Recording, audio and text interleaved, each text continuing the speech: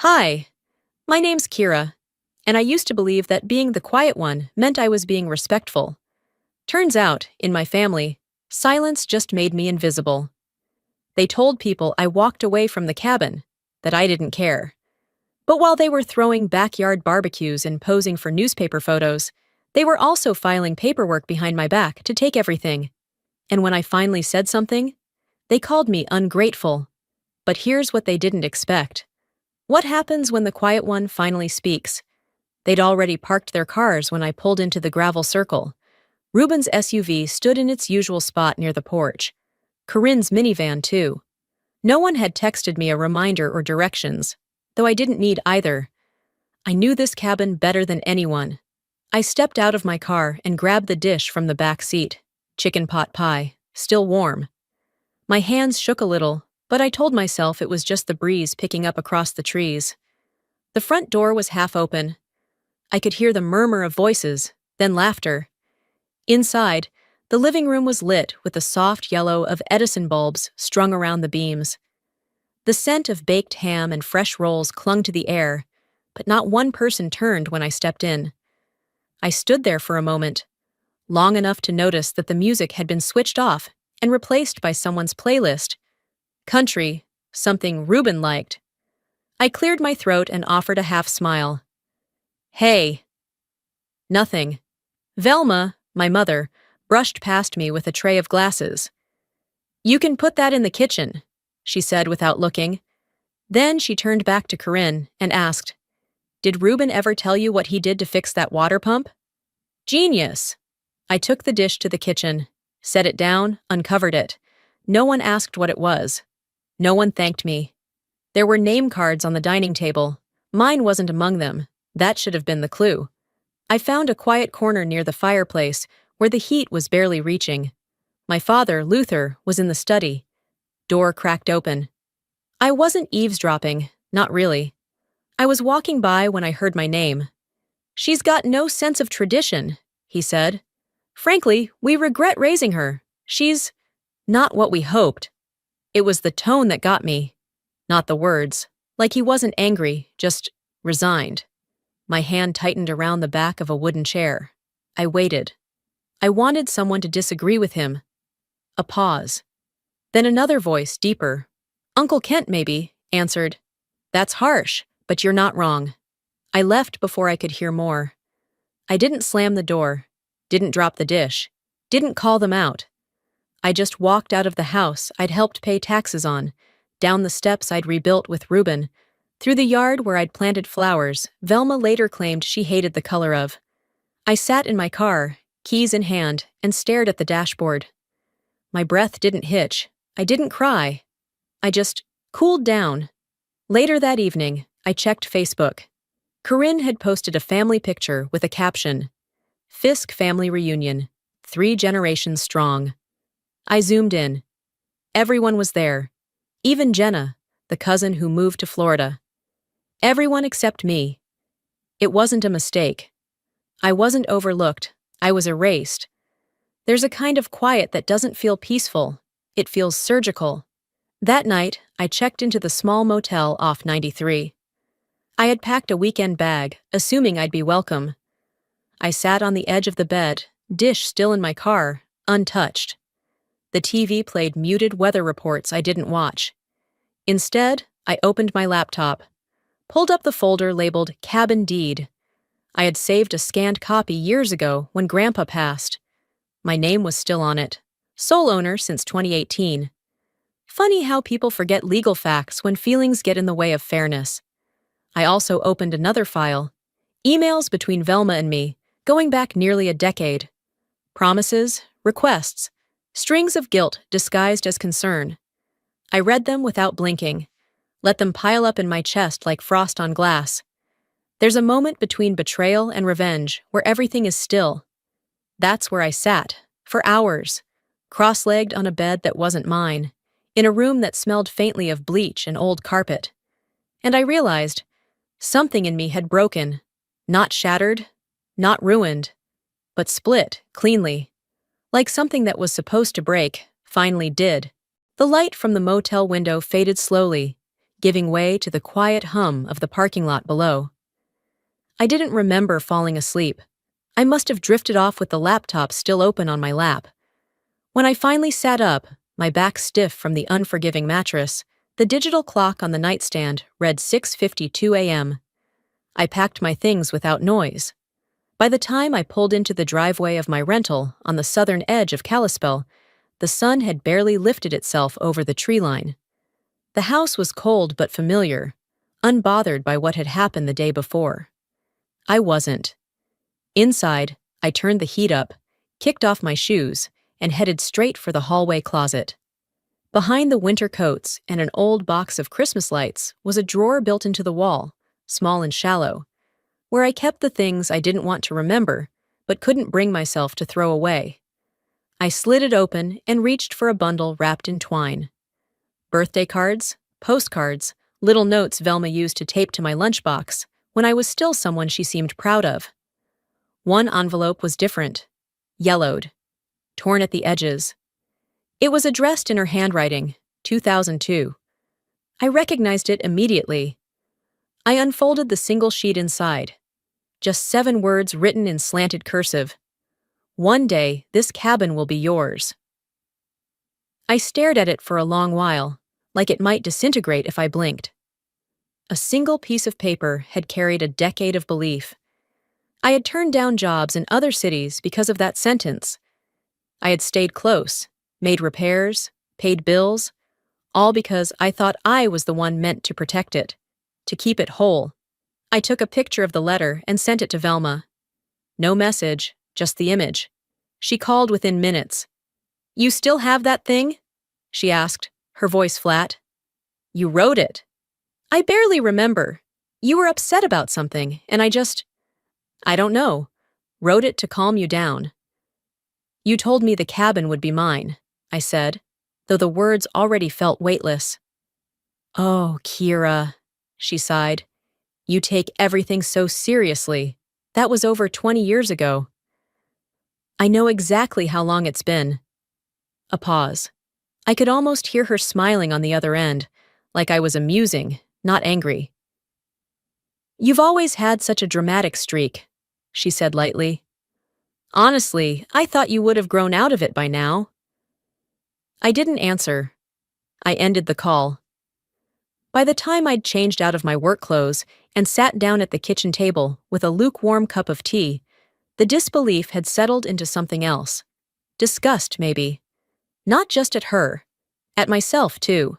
For buying into a story that had never belonged to me. The knock on my door came around 7:45 that evening. I didn't expect visitors. When I opened it, there stood Imelda Crane, my former high school math teacher, now a retiree who still wore orthopedic sandals with confidence and parked her Chevy crooked at the curb like she owned the street. "Did I catch you at a bad time?" she asked. "No, come in."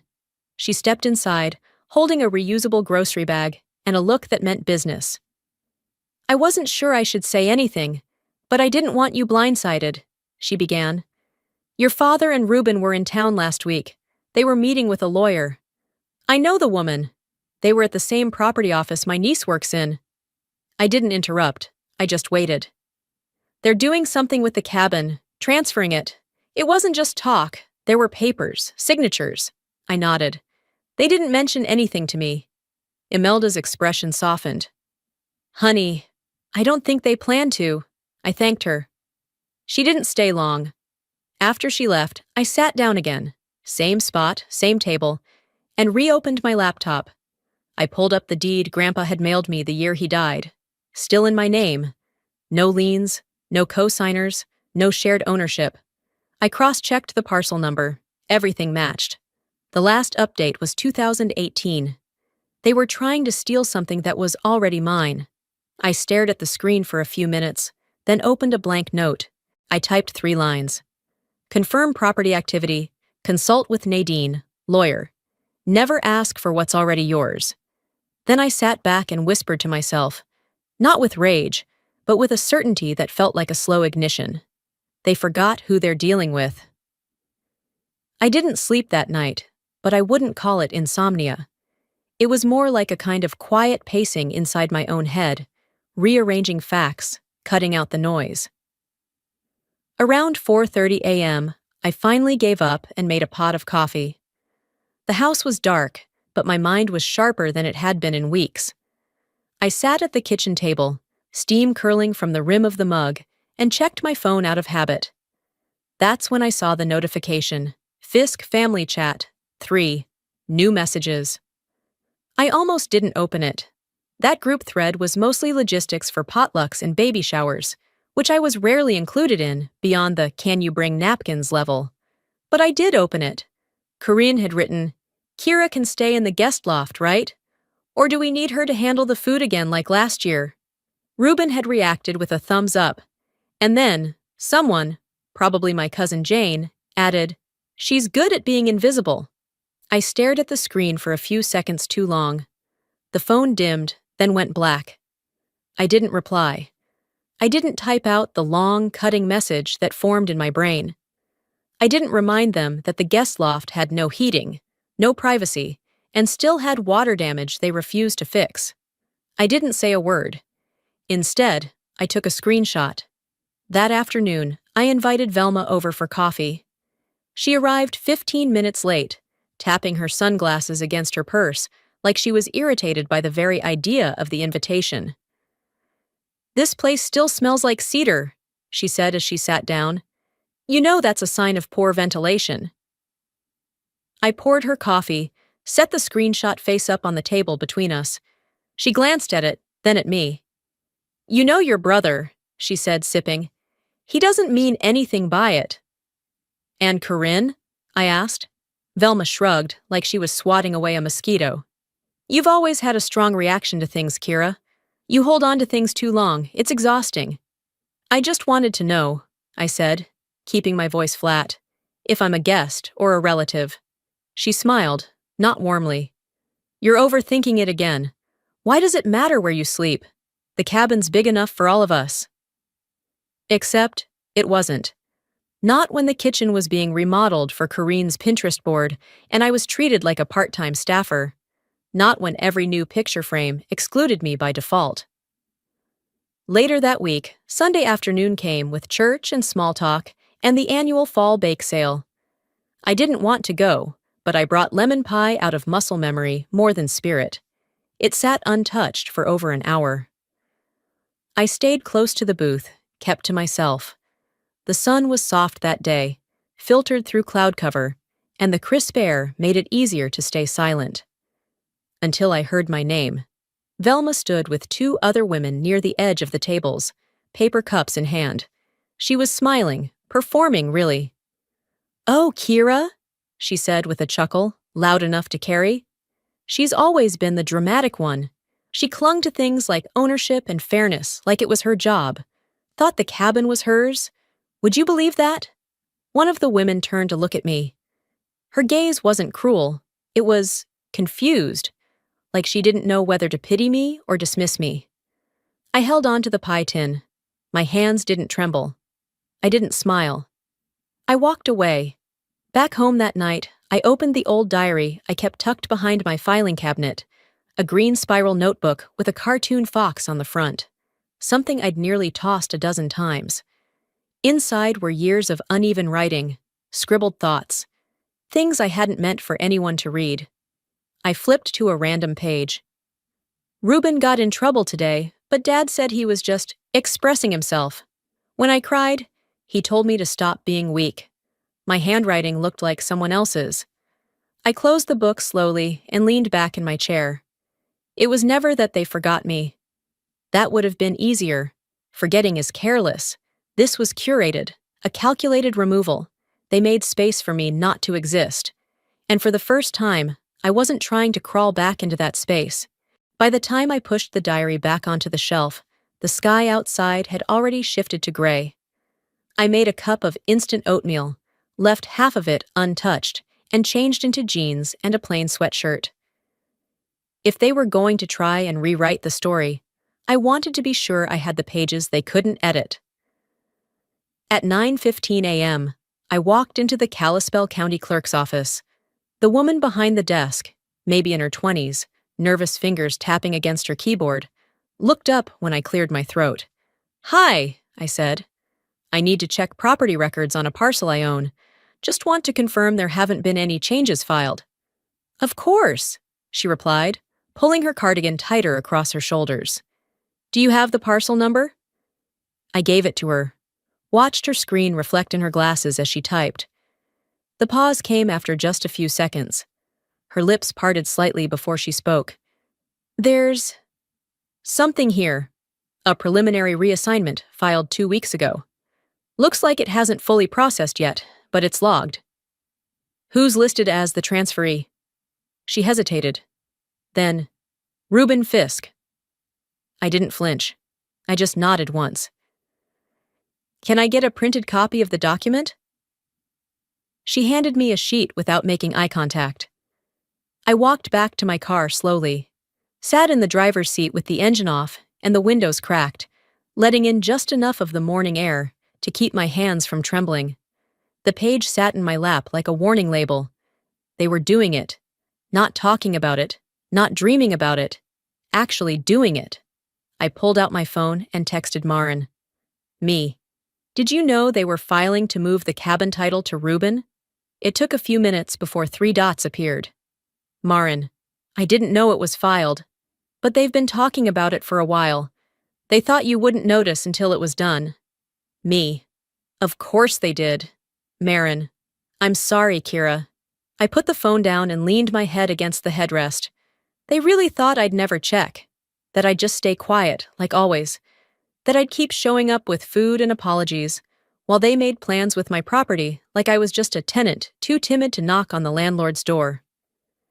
That night, I sat at my desk with every light in the house on. I had 3 windows open on my laptop: the property record, Reuben's recent social media posts, and the family chat archive. 2 weeks earlier, Reuben had posted a photo of the cabin kitchen. Caption: Phase 1, backsplash mock-up. Corinne's pic. She's got an eye. I hadn't seen it before. I scrolled through the comments. Velma. Can't wait to see it when it's done. Jane, my cousin. Y'all are turning that place into a dream home. No mention of me. No question about who owned it. It was as if I didn't exist. I opened the chat thread. A week ago, Reuben had texted. Reuben. Corinne says the mountain light would look great above the sink. Velma. Yes. Rustic but clean. Jane. Totally. Not one person asked, does Kira know? Not one. I scrolled higher. A conversation from late September. Corinne. If we start now, we could have the guest rooms repainted before Thanksgiving. Velma. Don't forget to ask if she's coming first. Or maybe don't. I snapped the laptop shut, got up, poured a glass of water, and drank it standing. Then I picked up my phone and called Reuben. He answered after the second ring. Hey, he said, casual like we hadn't just spent the last month on opposite ends of a silent war. I have a question, I said. Okay. So the backsplash isn't just hypothetical? There was a pause. Then, look, you don't even really use the place. You're always working or gone. You said it yourself last summer. You didn't even sleep there for 2 months. It's in my name, I said quietly. Since 2018. You knew that. It's family, he replied, voice tightening. What's yours is all of ours. I exhaled once, just enough to reset. I don't recall ever signing over my property in the name of group sentiment. He laughed, not kindly. You're blowing this out of proportion. We're just updating the place. It needed work. That's what thieves say when they redecorate before they rob you. You're being dramatic, Kira. You're being dishonest. I hung up. No final word. No threat. Just a click, clean and clear. It wasn't about the backsplash or the light fixture. It wasn't even about the cabin anymore. It was about being replaced so subtly that even the walls stopped expecting your voice. But they underestimated me the first time. They won't get the chance to do it again. The wind had picked up by the time I turned onto the gravel road leading to the cabin. Dried pine needles whipped against the windshield as I slowed near the mailbox, half expecting to find something hostile stuffed inside it. Nothing yet. It was just after 5:30 on Friday evening when I parked, the sky fading into that early autumn gold that tricks you into thinking it's still warm outside. It wasn't. The air had turned. The kind of cold that makes you wish you brought gloves, even if it's not winter yet.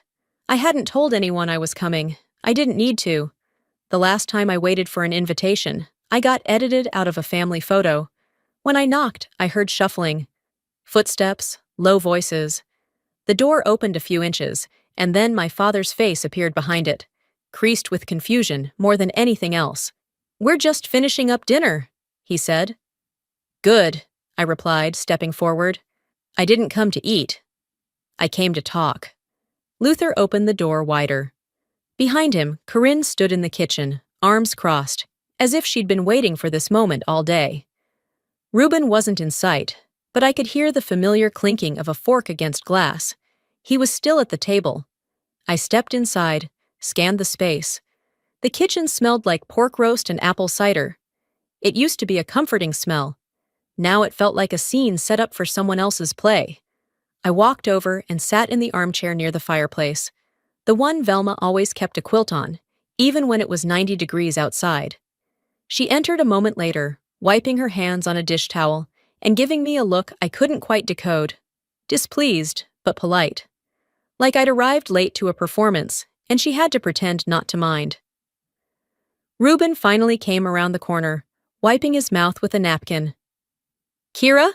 he said. Flat. No smile, just acknowledgement. I didn't answer right away. I waited for the silence to stretch thin before I broke it. "There's a deed transfer in process," I said, steady. "Filed with the county 2 weeks ago. It lists you as the new title holder." Velma scoffed before anyone else could speak. "That place has been in the family for decades.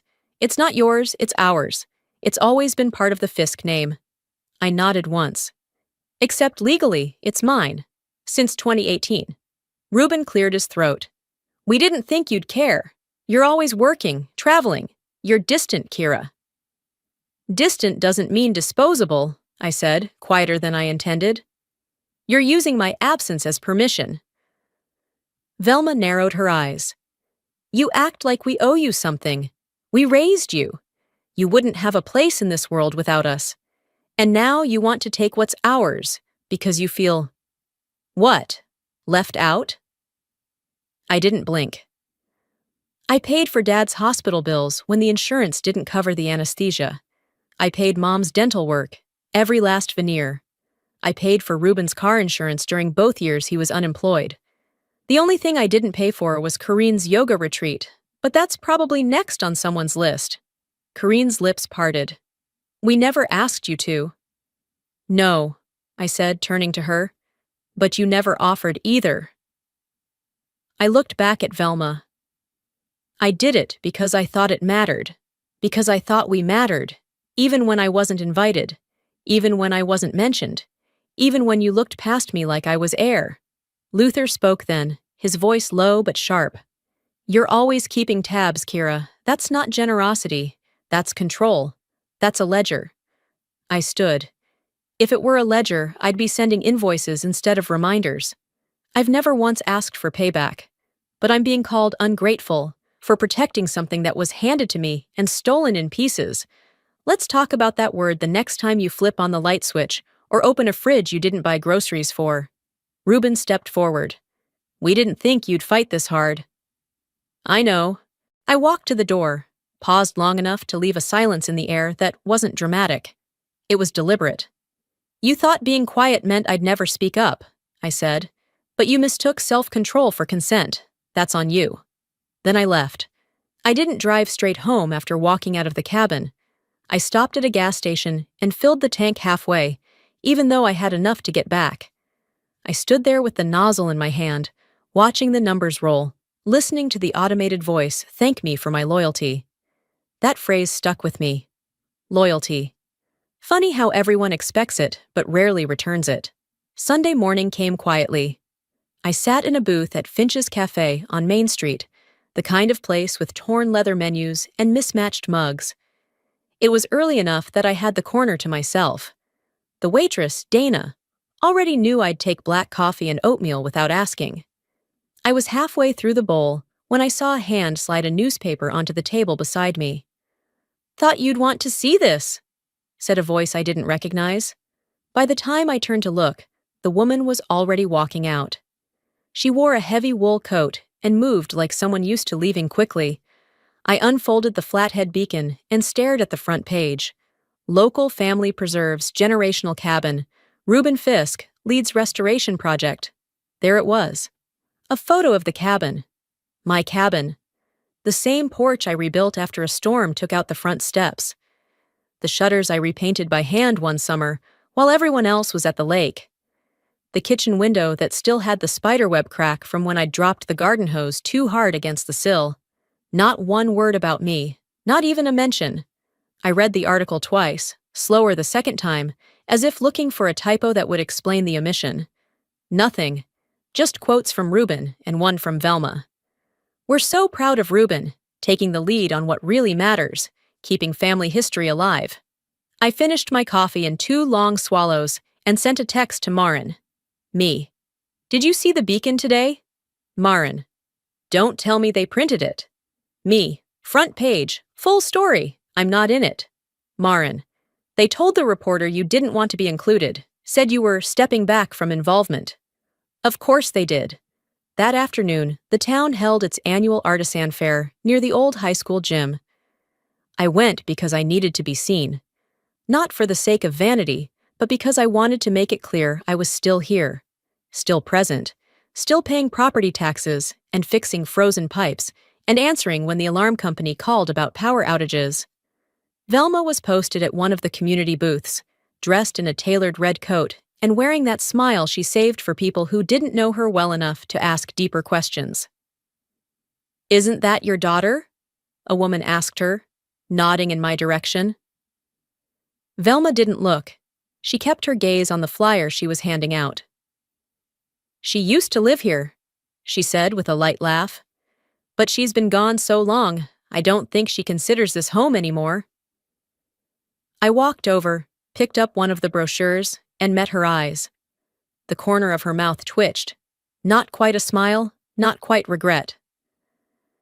"Then I suppose it's time I stop paying for the electricity here, too," I said, folding the paper in half and placing it back on the table. She didn't say a word. I didn't need her to. That evening, I poured myself a glass of water, sat at the kitchen table, and called Nadine. She answered on the second ring. "You ready?" she asked, no greeting needed. "It's time," I said. "I want a formal cease and desist, use of my image, my property, references to the cabin or to me in any future public statements, and I want a letter of eviction served to Reuben, Velma, and Luther. Monday morning, no delays." There was a pause. Then, "I've been waiting for you to say that." I looked at the newspaper one last time, folded it, placed it in the bottom drawer of the file cabinet labeled Fisk, Legal. "I'm done being edited out of my own story," I said. Monday morning came colder than expected, even for October in Kalispell. I wrapped a scarf around my neck, not for warmth, but for structure. Something about the added pressure made my spine feel straighter. At 7:43 a.m., 3 certified letters left Nadine's office. By 9:10, Reuben, Velma, and Luther each had them in hand. Cease and desist. Unauthorized use of my name, likeness, and property. Notice of sole legal title holder, dated and notarized. 30-day eviction warning. Luther was the first to call. "You out of your mind?" he snapped before I even said hello. "No," I said calmly. "Not anymore." He hung up. Velma's call came 5 minutes later. It started with silence, then tears. Not real ones. The kind meant to trip you up emotionally, to make you forget your own name. "This is how you treat your parents?" she whispered. "After everything we gave you?" I almost laughed. "You gave me one thing, once. A name. Everything else I built on my own, Velma." She said something else. I didn't catch it. I'd already set the phone down on the counter and walked away. By the end of the day, they had gathered Marin. They called it a family meeting. No spouses, no children, just the core. I wasn't invited, but I knew it would happen. That's why I'd called Marin 2 days ago. I need you to go, I said, and I need you to record everything. Kira, she hesitated, you're asking me to spy on your own family. I'm asking you to give me the truth, something they're never going to do voluntarily. So Marin went. I didn't hear from her until well after dark. Around 8:30, my phone buzzed while I was sitting in my truck outside a closed florist shop, half watching the light from inside flicker as the owner cleaned up. Her message was short. Marin, you'll want to hear this. Attached was a voice recording. I played it. Turn the volume up. Let it fill the cab like smoke. Luther's voice came first. She was never supposed to keep the cabin. We just let her believe it until we figured out what Ruben needed. Hell, she was barely using it. It's not like she was building a family there. Velma chimed in, her voice sugar-coated but sharp underneath. Kira always needed something to cling to. Some project, some cause. I suppose we should have corrected her sooner, but she seemed happy playing caretaker. There was laughter. Ruben, probably. Then another voice I couldn't place, saying, well, she's making it difficult now. To which Velma replied, almost cheerfully, she always does. I didn't cry. My jaw clenched, but not from sadness. It was the kind of tension you get when someone hands you the last puzzle piece after you've stared at the missing spot for days. I forwarded the file to Nadine with one line. Use this. 10 minutes later, Nadine called me. I'm adding it to the eviction packet, she said. I'll file a supplemental declaration and, if necessary, prepare a public statement. I want it ready, I said. If they try to spin this again, I'll go public myself. You sure? She asked. That's a war you can't unstart. They started it. I'm just refusing to lose quietly. The next day, I printed a copy of the transcript and highlighted every line that mattered. I slipped it into a manila folder, added it to the growing pile on my dining table. Everything I'd tried to handle in silence, they'd weaponized. Now I had the weapons, and I wasn't aiming to wound. I was aiming for truth. By Tuesday morning, the leaves had gone brittle on the trees, clinging only because they hadn't been told to fall yet. I sat at the breakfast bar with my phone face down, a slice of toast cooling on the plate in front of me. Nadine's message had come through an hour earlier. PDF attached. Subject line simple. Fisk v. Bellamy. Civil claim. Motion for mediation. They were suing me for family contribution, for emotional equity, for parental investment. It read like a passive-aggressive Hallmark card stapled to a legal threat. Their lawyer, someone out of Missoula I'd never met, claimed I'd unjustly withheld what was built through generational love and sacrifice. He used phrases like unspoken understanding and cultural inheritance. I forwarded the file to Nadine. She replied 2 minutes later, Nadine, this is bluffing wrapped in sentimentality. Me? Let's unwrap it. The mediation was scheduled for Thursday morning. No courtroom, no jury. Just a conference room with bad lighting and a mediator trained to smile through dysfunction. I arrived early, wore a gray blazer over black jeans and boots I hadn't worn since the last funeral in our family. I parked 2 spaces away from Ruben's truck. Inside the building, a receptionist with soft eyes asked if I'd like coffee. I declined. My stomach didn't need the help turning. The door opened behind me. Velma entered first, arms folded tight over her chest. Ruben walked behind her, flipping through a manila folder like he expected to be called on. Luther came in last, jaw clenched, saying nothing. We sat around the oval table in awkward silence. The mediator, a CA-7LM woman in her 50s named Carla, opened the session. We're not here to punish, only to clarify, she said. This space is neutral. Neutral. I almost smiled. Velma jumped in quickly. We're not trying to hurt anyone, she said, hands folded neatly. But it's not right that everything just goes to Kira when we've all been part of that cabin's life. Reuben nodded. I helped with the roof repairs. I handled the yard work when she wasn't around. Luther said nothing, just stared. I listened. Then I reached into my bag and handed Carla a flash drive.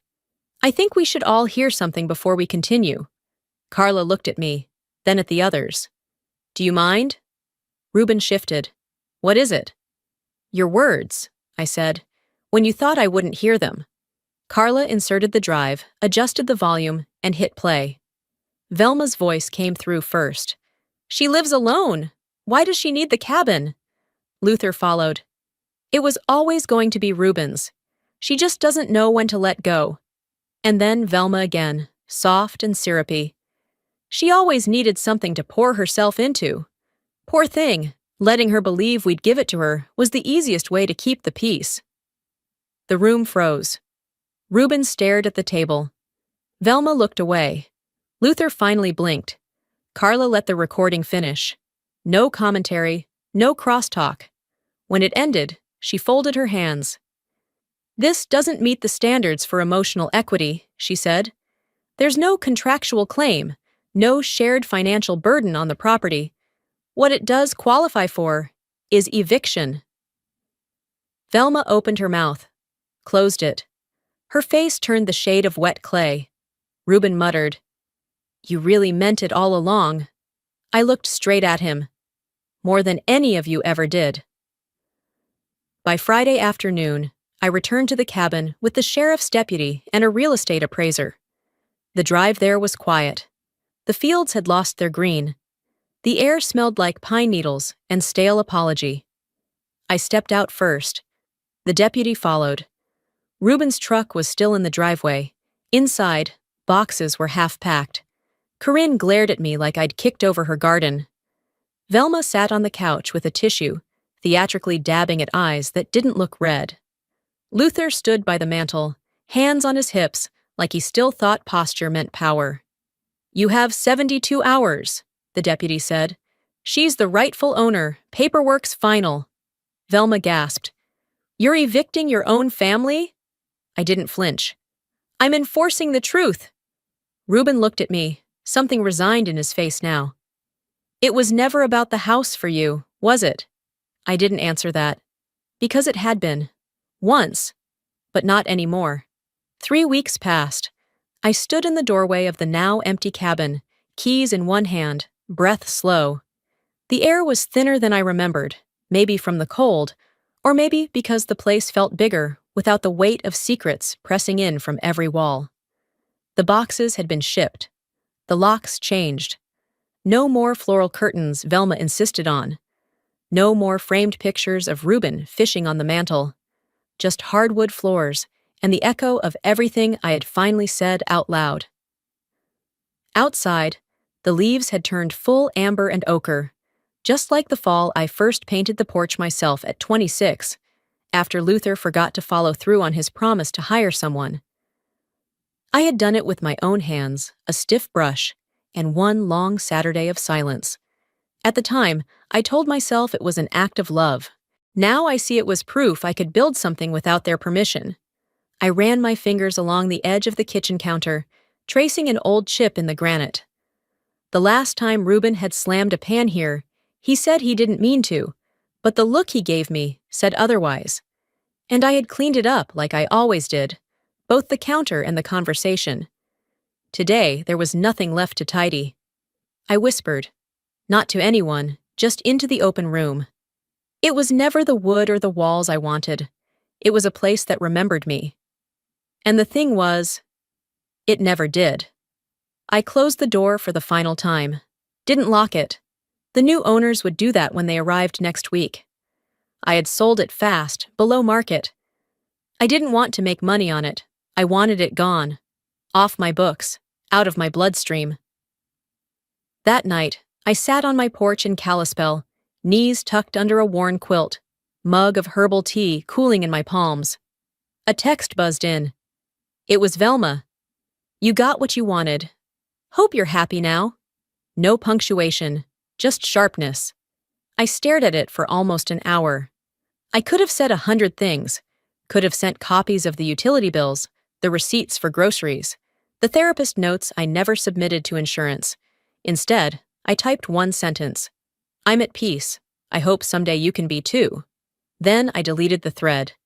No screenshot, no save, no archive. Letting go doesn't always look dramatic. Sometimes it's just the act of choosing not to hit reply.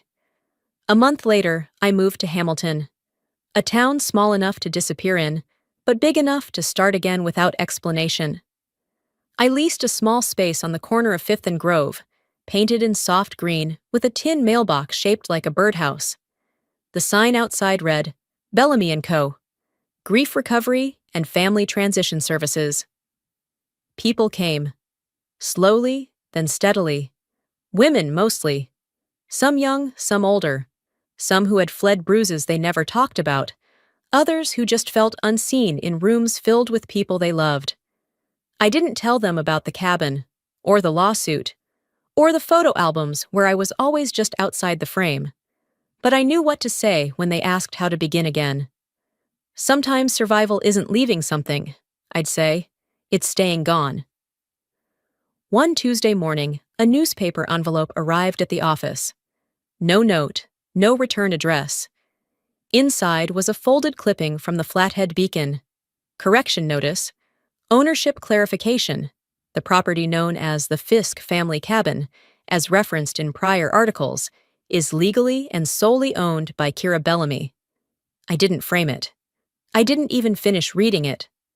I slid it into the bottom drawer of my desk, under a client consent form and 2 utility bills. Then I walked over to the window, watched as a cloud moved over the ridge, casting a long shadow over the Bitterroot River. And for the first time in years, the silence around me didn't ache. It didn't ask for anything. It just let me be. They didn't just lose the house. They lost the script. And I didn't need an audience to believe the ending.